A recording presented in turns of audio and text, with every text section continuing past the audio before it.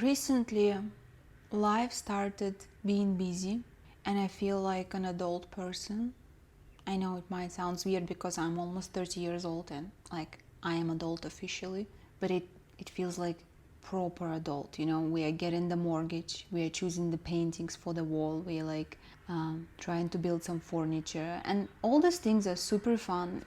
In my mind they're super fun, but it's never the same as reality. In reality there's all these little bumps on the road, like little problems that I'm trying to consider as like fun, adventure. Don't worry, as long as we have our joy, it's all like good. But in reality I always fail to really apply this and to really meet these circumstances and little bumps on the road with joy. It's just it bugs us, it brings us down, and we forget to really take time to enjoy ourselves because we need to deal with so many things now.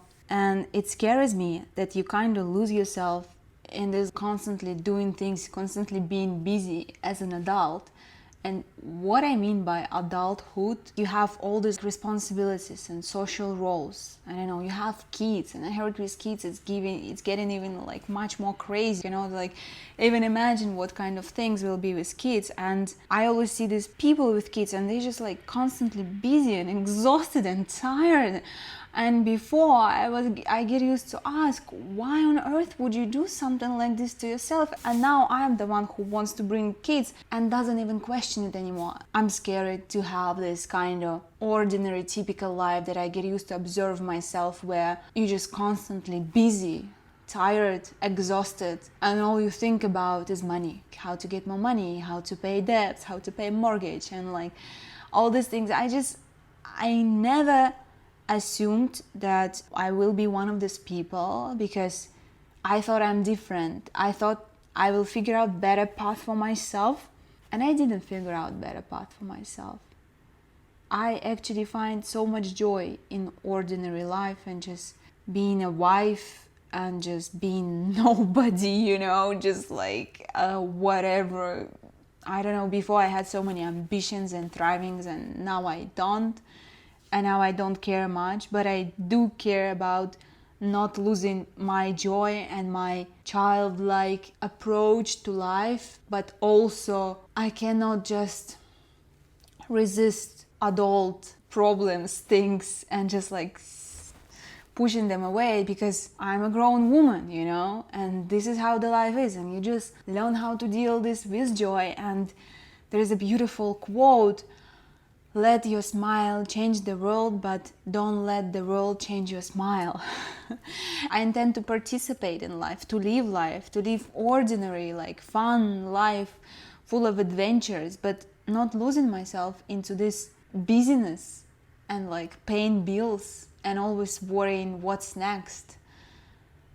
What is better path? There is no such a thing as better path, it's just path, it's just life. When we live in a world of duality where being single is good, being with family is bad, or like living in a city is bad and living in the village is good, when we live in that kind of duality mindset, we will always find things to suffer about. I know there is nothing wrong with my life, and I'm done trying to change circumstances and find a better path for myself, for my soul, like assuming that I'm somehow different from everybody else around.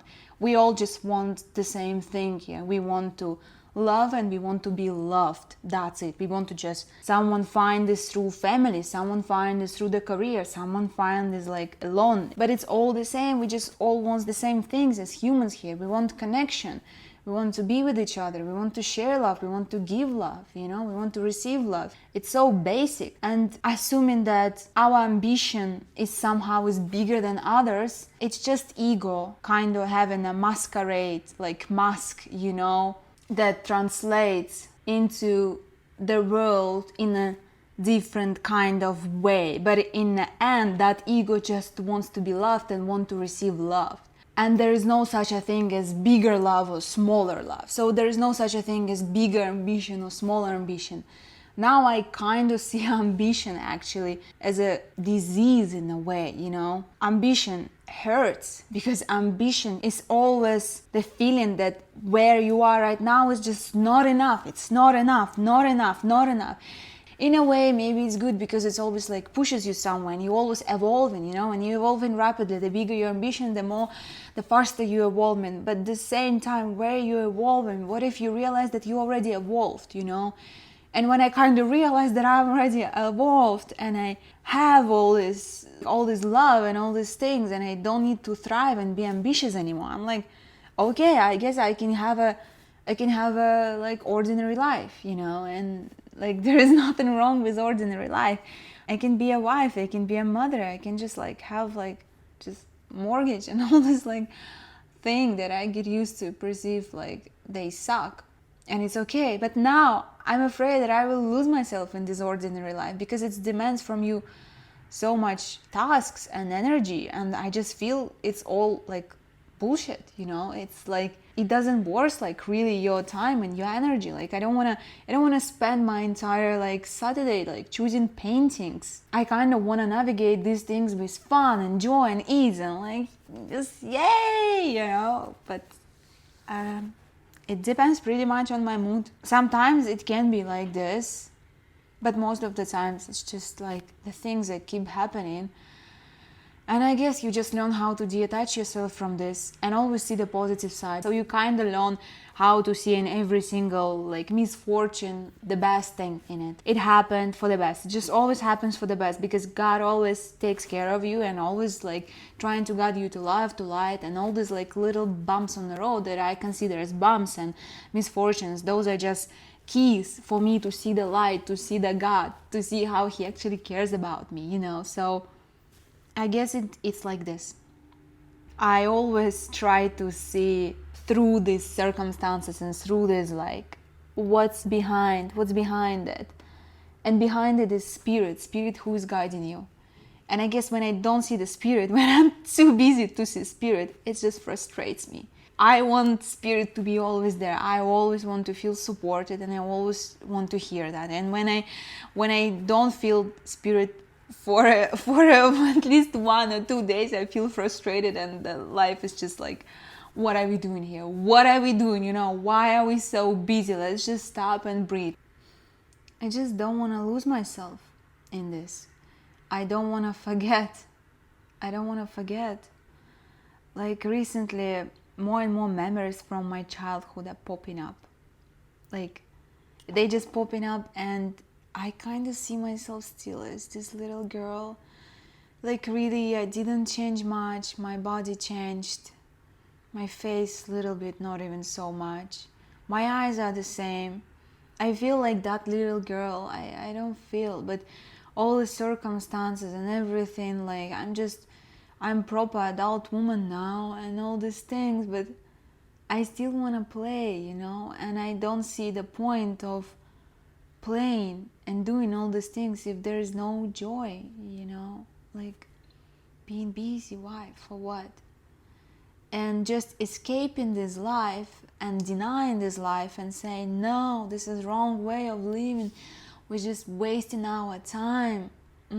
That doesn't seem like it's a path either, you know. And just trying to go and live in a cabin in the woods, completely disconnecting yourself from society, social roles, yeah, maybe it can allow you to see more clearly, you know, when there is not so much noise and bullshit around. But I feel there is much more growth can happen when you can be that kind of enlightenment. I don't know how to better call it, but when you can be peaceful, joyful, and see the God and spirit in this busy life, you know. That's a real thing. My favorite movie, one of my favorite movies, is Perfect Days.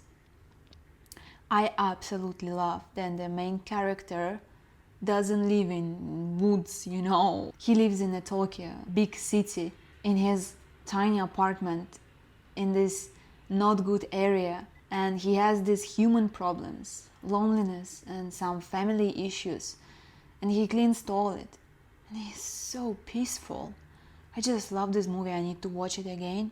And I kind of intend to have that kind of approach to life as this Japanese toilet cleaner in the movie, where you can just be peaceful, be here, and find little joys no matter what's going on around me. No, I don't wanna just escape it, deny it, say no, it's wrong, it's all bullshit, it's just it has nothing to do with really going on. There's like, I don't want to waste my time and energy and life and doing these things. Well, it's not like I want to do something else. Really, the family life actually excites me more than anything right now. It excites me more than like traveling around the world. It excites me more than like sailing the boat in the sea. Weird, but it does. It does. If there is things to do in life, for me it's family. At this stage of my life, I feel that's the most fun thing I would enjoy. There's so many things you need to deal with while you're playing this. And I guess I will be alright. I will learn how to deal with this. It doesn't really matter what you do. Like, are you traveling around the world, are you doing family, or you like sitting in the mountains alone? It doesn't really matter what you do, like, at all. As long as there's love and joy in what you do, in how you spend your day, it's just the best you can do, and you are right. As long as there is love and joy, like, you're on the right path. Really, it doesn't matter where are you, what you're doing, it doesn't matter. Just make sure there's love and joy. And if you are too busy to feel the love and joy, dedicate little time in between your busy task to feel this love and joy, to connect to your true self. You're fine. You don't need to change your entire life and like leave your husband, divorce, change the country, and like change your job, quit your job and start sailing around the world. Like, you can do the things, and that will give you some temporal relief, because you will have to deal with the new circumstances around you, and your dedication will and your attention will be absorbed by new circumstances around you. But after all these things, you will come back to your initial place where you started, to yourself. And no matter how many circumstances you throw yourself into, you will always meet yourself. With the family, without family, in a big city, in a like village, in a community of hippie people, or in a like corporate high like salaries people or something. Look, you can try all these things and you can change circumstances, but you will always meet the same person here, which is yourself. And you can meet this person right now. You don't need to change anything. And if you really sit down and meet yourself, close your eyes and like free your mind from all these busy tasks and things that you gotta do, you will find that calm, peaceful, quiet joy inside yourself that I call love. And I ask you, please do not forget, come back there. Do not forget, this is essential. And in that essential place, it doesn't matter if you live ordinary life or extraordinary life, because you don't even divide ordinary from extraordinary. Ego is always divides from good and bad, evil and good again. But in that quiet, peaceful, joyful, love place, you don't divide. All is one there. All is one. There is no such a thing as ordinary life even. We just made that up from the ego concept, where extraordinary considered as something cool and ordinary just not as cool, I guess. But that's just another bullshit story that has nothing to do with reality, while the reality is deep inside you, in that quiet place that is you. All is love, all is God. I love you.